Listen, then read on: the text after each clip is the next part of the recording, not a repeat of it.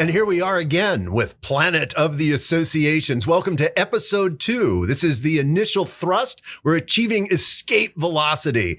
And today we're doing it by intentionally looking for novelty, or I should say we're exploring intentionally looking for novelty. You know, when I go to a new city, I love to walk. I like to get out of the plane. Oh God, I'm thirsting, lusting, yearning for getting out of an airplane again. Getting out of the plane. And as soon as I get settled in my hotel room, if I have time, I hit the streets, and I do it on foot. And one of the reasons I do is because I like to take in every city kind of at face level. I like to meet the people. I like to see the stores. I like to understand how the city's laid out. I like to walk far enough to get out of the section that I'm in so that I can see what's adjacent, what's connected to the area that I'm in. You know, I love learning about the cities firsthand. And I've been like that since I was a kid. Whenever we moved a lot. I loved hitting the streets and learning about this new place where we were. And one of the things that happens when you do that is that you encounter all kinds of stuff that is different than your city or the cities that you've been to in the past. And that can often infuse my work then with new insights. But it's very kind of helter-skelter. It's not like I go out looking for something, you know, but I always find something. What do you, when you think of exploring intentionally going after novelty, what do you think of? Yeah, well, related to what you just said, a big passion of mine is urban exploration. Some of you may know the idea of urban exploration. So I do things in my off time when I'm not differentiating people. You know, I do magic, I write comedy, I do all these kinds of things. But I also, if I'm out speaking, I seek out, I visit abandoned institutions.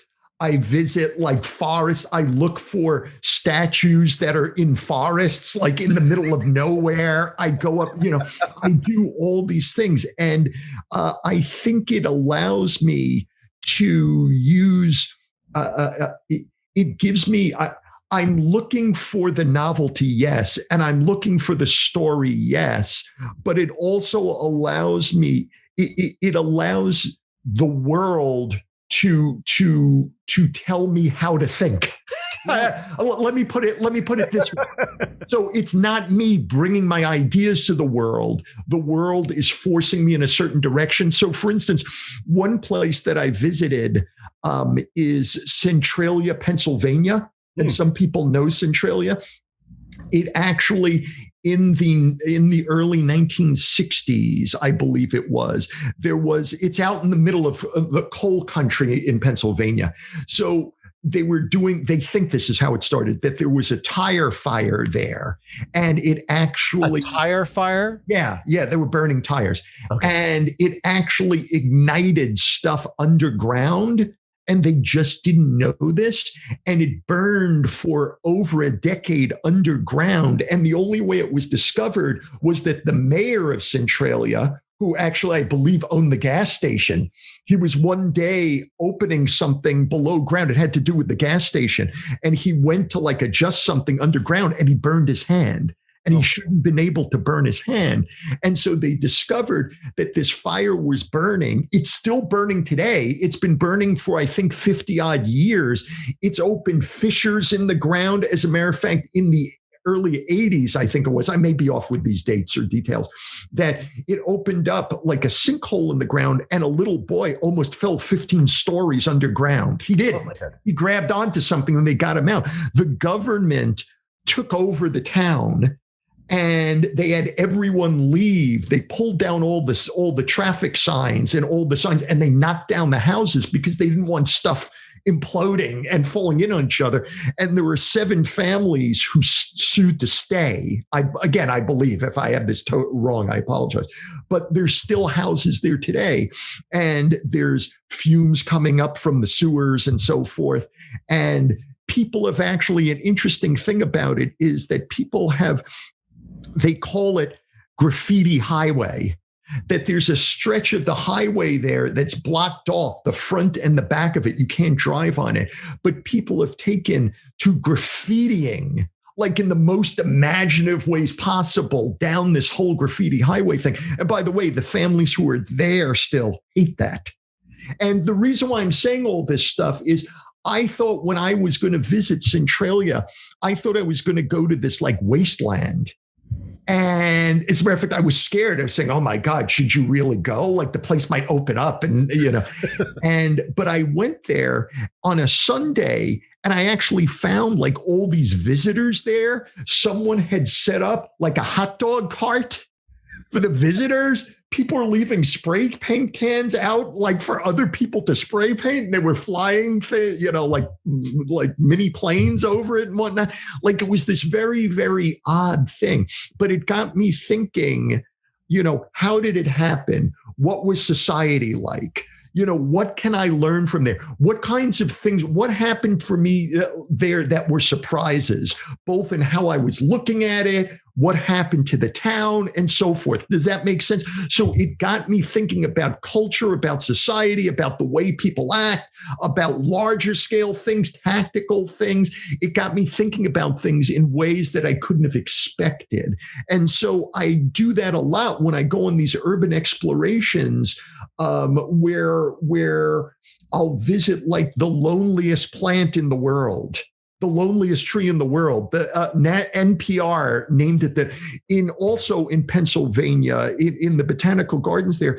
There's a tree there that was discovered, I think, in the late 1800s or the early 1900s. Someone discovered it, and an explorer, and they brought it back, and they discovered it was the male version of the species, whatever that means for a tree, and that they've looked forever and they've never been able to discover a female. So the tree, that's why they call it the loneliest tree ever, that they found other examples of this tree, but they've all been male. And so they've grown other versions of this tree by grafting other trees that are like it together. But to be looking at this tree and saying it's the only one that will ever be of its species, it gets me thinking about horticulture. It gets me thinking about a world of things, right? We're here. We're supposed to be talking about associations, but are we talking about associations based on what it is I just said? Save me, Seth. How was I talking about associations? Right, throw me a lifeline about this. We've been talking about novelty. Go ahead. That's right. We're talking about leading and what it means to be a leader of an association. As we look forward into the future, there's so much uncertainty. There's the pandemic. There's rebuilding the economy. There's so many variables that are in play right now that it's really challenging to chart the future out just 3 years ahead, just X+3, just see what's out there and ask the question, what star do we fix on so that when we go forward, we're actually building our organization, creating value for our members, doing what associations do. How do we do that? And we talked about intentionally exploring and looking for novelty, heading out into the world so that we get stimulated by all of these other things, including underground fires and lonely trees and all of the associations that brings along with it. So we're actually associating about associations. Well, and so speaking about this, I know that there's one thing. So you're a master, like associations, that's who you deal with all day long. You're a master at this stuff. I'm a differentiation guy. I deal with everyone. TV shows, businesses, associations. It's like, okay, one chair, no waiting, come up. But you're almost exclusively with associations. And so you had told me this idea that I found fascinating with associations. And it has to do with what their mission should be. That many associations, not all, but many associations think that their mission should be about one thing, and you think it should be about something quite different. That's right. Most associations really struggle with the mission idea. It's one of those things, vision, mission, values, that's in this package. And some people just write it off completely. But the mission really is about how do we focus the energy of our organization and our resources? What's our job here to get done? And there's a large number of associations that focus that mission on their members. They focus it internally. So for example, if you were the association of, left-handed left-handed plumbers, I'm just going to make something up, you would say that your mission is to serve the left-handed plumber community. Because actually, that's why and how you were created. All the left-handed plumbers threw some money in a hat and said we can get more done together than we can individually. And so it kind of makes sense that our mission should be to serve them.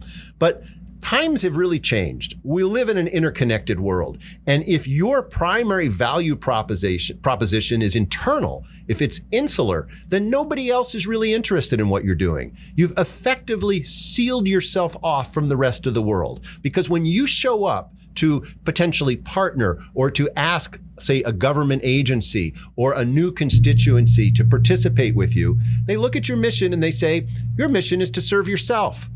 No thanks. I'm going to go work with someone else who's involved in something else that I'm actually interested in. I'm not interested in taking value or money out of my pocket and putting it in yours. That's not what I'm about. I'm about something else. And so this is a time now when associations have the opportunity to set their sights on something larger.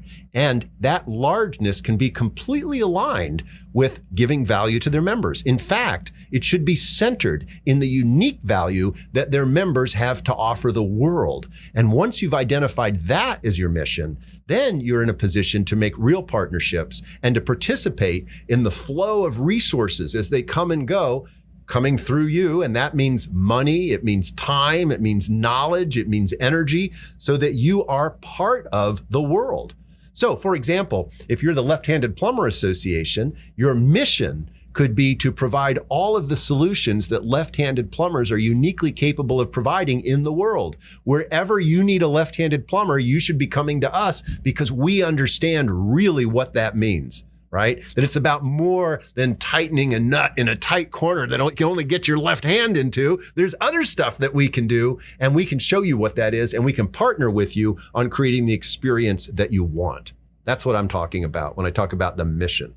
So it sounds to me like this idea of thinking about the old model, what you would call the old model of associations. It sounds very logical in the fact from the old days of commerce, from 20th century, 19th century, 18th century, or whatnot. It's that if someone came to you to buy a sack of sugar in the 18th century, it wasn't about something bigger. Right. It was about they wanted to make pies. Right. So it makes sense that we've evolved. Like, it just makes good sense that this is the person who I'm transacting with. This is the person I'm dealing with.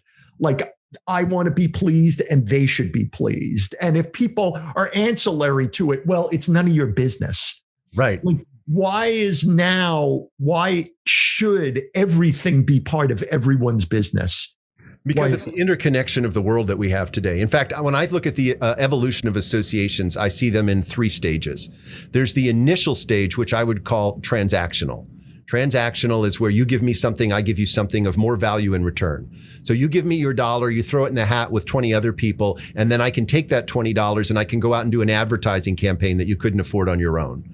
Or you join my membership organization and I create a discount list. So you give me $100 a year and you get $500 a year worth of discounts. That's transactional. And because associations are evolutionary, there will always be transactional elements that are in the core of the association. But you need to get to the second level. The second level is generative. This is where the association is actually creating value. They're not just transacting value, but they're generating it. And they do that by bringing experts together, people who share a common experience, common expertise, and asking them, what are the toughest issues that you're facing? And how do we harness the collective intelligence that's here in the room so that we generate new solutions to address that? Okay, that's the second stage. And many associations have been there for a long time. You'll see at meetings when people gather that they're actually taking on some of the toughest issues in their field and they're coming up with solutions. And the association chaperones or shepherds that process of addressing those issues. But now there's a third potential, and that is scalable. And scalable is where you can take the value that you've got and multiply it exponentially. so that you're really moving out into the world. And that's when you start playing the larger global game. And I guess one of the reasons why I'm so focused on that is because of my experience at the World Bank, where two things happened. One is that I got exposure to doing things on a global scale, and I learned how you create the partnerships to do that. The second is that I got really focused on doing things that make the world a better place. And that is an opportunity that every association has, is to use their expertise to make the world a better place. Let me just give you one quick example of an association I belong to, and that's the American Geophysical Union, the Earth and Space Scientists. Now, I'm not an Earth or space scientist, but I'm a dues-paying member, and I participate. Why do I do that? Well, for one, because they've opened their ranks to people who are genuinely interested in Earth and space science. But they've gone beyond that with their new mission. Their new mission is to support and inspire a global community of individuals and organizations interested in advancing the discovery of Earth and space science and its benefit for humanity and the environment. Now, if you think about it, that could potentially include 7 billion people. Everybody who wants the Earth to be a better place, especially if we're facing stuff like climate change. But scale it back just a little bit. Let's say there's only hundreds of millions of people who are interested in that. Think of the resources that attracts. This is an awesome, stunning new way to craft an association's mission. And AGU is in the process right now of operationalizing that, which is tremendously exciting. So that's an example. Yeah. So this idea of associations, it's kind of like associations, based on what you're saying, they're microcosms, their whole history, like associations were ahead of the game in what the world should be in its best possible way. It was banding together people to do more than they could do on their own. And so what you're saying is, whereas the association that the audience used to be about one particular role or profession or something like that, now it needs to be the same thing, but now who the banding together is the planet now. Instead of, right? But it's the same idea. It's bringing together a lot of people to get something done that they couldn't do on their own.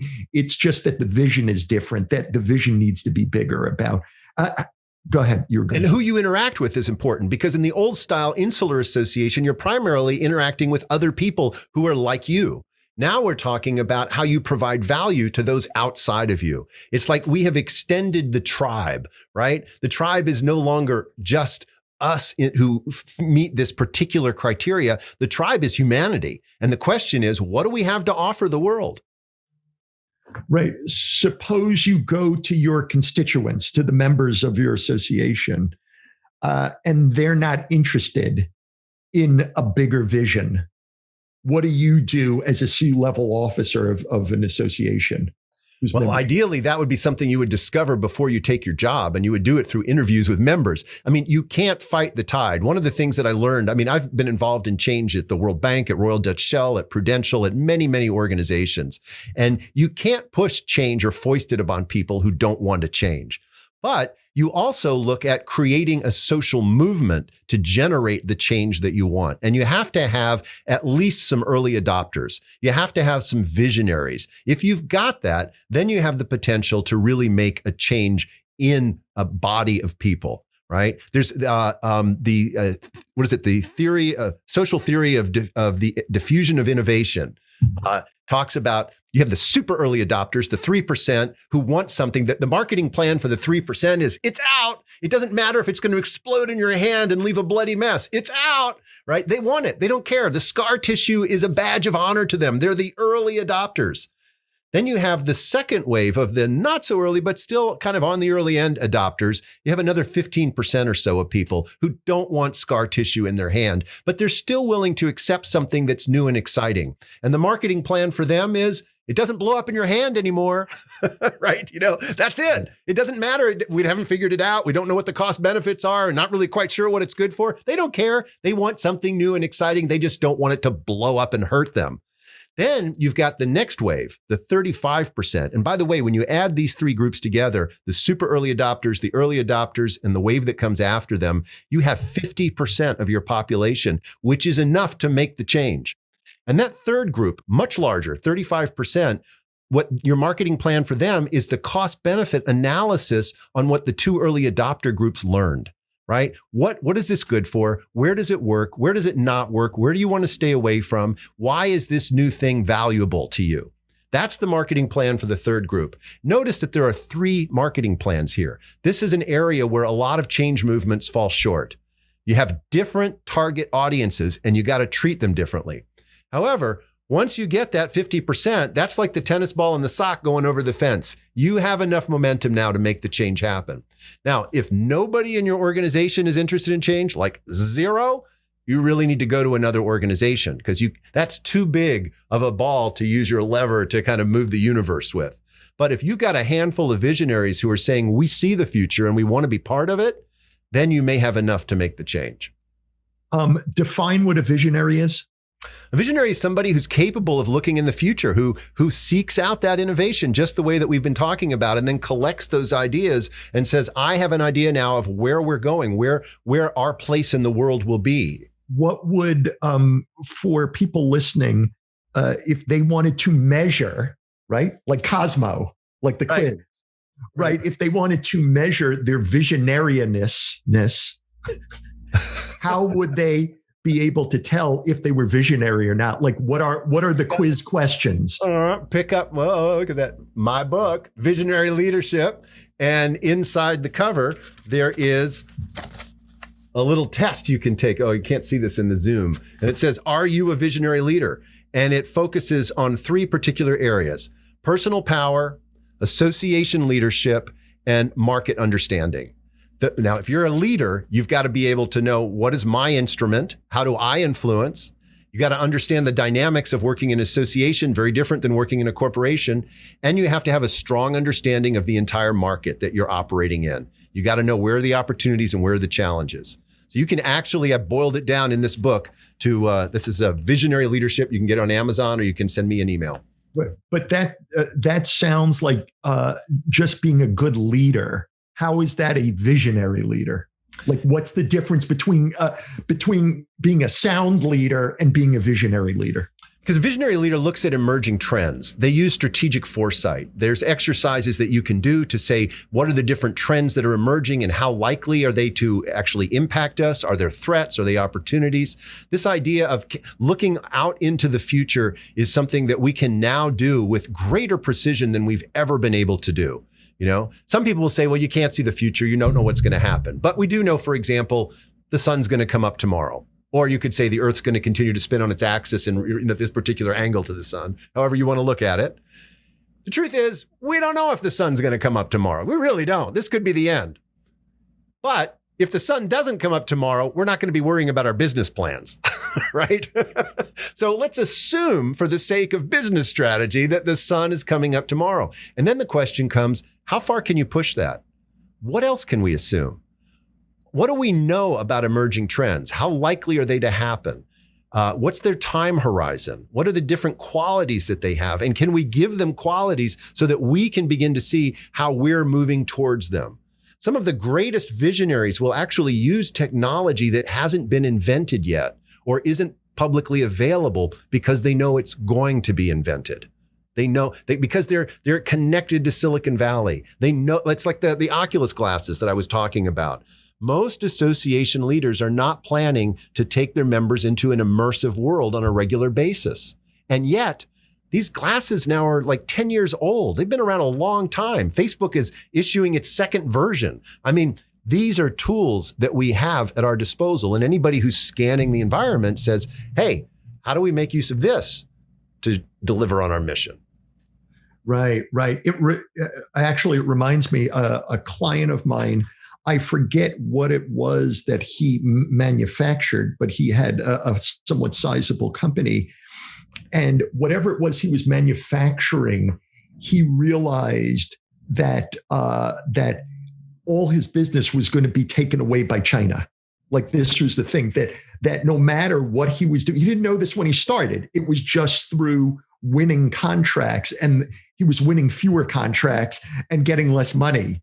And when it was asking why, it was like, oh, this needs to come in less. And the reason why people had expectations for lower bids was because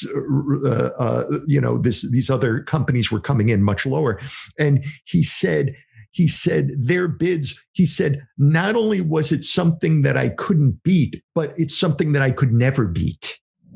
Yep. Like even if I shaved everything down to the bottom, he said it would be absolutely impossible. So he said to himself, what's happening in the world? And what are the components of what I do, what my company does, and how can I use that to where the world was going? And without going into the whole thing, he could manufacture this inexpensive, high quality optic stuff, but he also combined it with the fact that miniaturization was going on in the world, which other people weren't that savvy about, but he was super smart, went to Harvard or whatnot. So things were being miniaturized. So it was this idea of combining what it was he was already using with this trend that other people weren't on top of. And so his company did this reinvention, and they started to make optics for all kinds of really odd things that you would never think about. Like, for instance, like I remember one thing they did in battle for the troops. If you were to get out into the field of battle, you're of course exposed. But if you had some kind of camera at the end of your rifle, you could actually stay behind something and see everything that was happening. And you only had to be exposed for a very brief period of time instead of like searching around and being this open target. That's one very violent image that was about, but he started cleaning up by being in all these things. And it was because of this idea of saying, what we're doing is not working. What we're doing can never work. It's not going to work anymore in this world. It used to work, but it's not going to work anymore in this world. And so what are the components of what we're doing? But where do the components meet where the world is going? Right. I find that interesting. So here's an example that's right out of that same space. I did some work with the corrugated converters, which is a fancy way of saying the people who manufacture cardboard. And if any of the corrugated converters are listening to me, they've already written me off just because I use that word, cardboard. It is not acceptable in that space, but that's what it is. So I was doing strategy with this organization, and it was exactly what you described. This was several years ago. And the interesting thing about cardboard manufacturers is that they distribute in about a 300-mile radius of the manufacturing plant because it costs so much to manufacture the cardboard and to ship it. And so there's all of these family-owned, primarily, corrugated converter facilities all over the United States that are all like 600 miles apart because that's where the 300-mile radiuses touch, right? And so that they've been able to sustain their businesses by being 600 miles apart. Well, when I was working with them, the research that we did showed that China was able to not only send cardboard into the United States cheaper than they could and reach all of their clients from much farther than 300 miles away, but they could also put a radio frequency ID tab chip inside the cardboard. They could wrap the cardboard and they could deliver it for less than these people would ever be able to do. And so it was the exact situation that you described. Now, remember that science fiction quote, "The future is already here. It's just very unevenly distributed." We went looking for a profitable corrugated converter in the United States that had already beat the 300-mile radius and was doing unique things. And we found it in Baltimore. And it was a really interesting shop. It was a manufacturing floor, big machines. They had a couple of guys from like Harvard and MIT or somewhere like that had bought this corrugated converter knowing that it was going out of business. It was an old school organization that couldn't survive in the 21st century. And they said, can we use modern management techniques and turn this around and create something that doesn't exist today? A super modern corrugated converter plant. One of the first things they did was that they got rid of the cafeteria and they turned it into a classroom, and they educated all of the workers, and they went to open book. They showed everybody their financial records so that all of the blue collar workers could actually sift through the financial documents and make recommendations about how to create greater efficiencies. And it was working. They had highly educated blue collar workers who understood the entire system of the business model and were able to, through their activity on the shop floor, intervene and dramatically change the profit margin for this small plant. So we studied that and we started asking the question, how can what they're doing be shared with the larger membership? That's a perfect example. It came right out of what you were talking about. And I have a comment to make about that. And we will start with that comment during the next episode of Planet of the Associations. Be there.